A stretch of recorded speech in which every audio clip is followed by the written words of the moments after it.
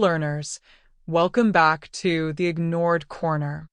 In today's video, we're diving into some important but often overlooked aspects of C programming.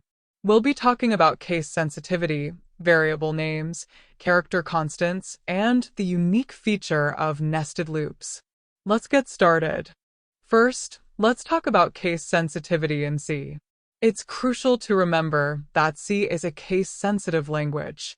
This means that a variable named in all capital letters counter is entirely different from a variable named in all small letters counter. As you can see, these two variables, although they have the same letters, are considered different because of their case. Next, let's discuss how to properly name your variables in C. You can use letters, digits, and the underscore character. However, variable names should be up to 31 characters long in ANSI C. These are all valid variable names.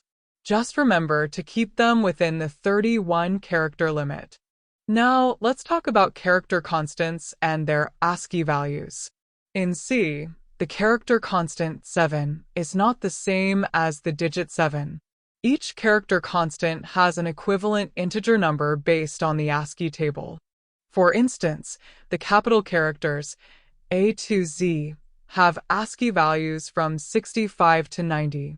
So, capital letter A has an ASCII value of 65, capital letter B is 66, and so on. Similarly, small letter A to small letter Z ranges from 97 to 122, and 0 to 9 ranges from 48 to 57. Even the space character has an ASCII value of 32, and a smiling face has an ASCII value of 1. Understanding these values is essential for working with character constants in C. Finally, let's discuss a unique feature of the for loop in C, nesting. This means placing one loop as a statement inside another loop. In ANSI C, nesting is allowed up to 15 levels, although some compilers might allow even more.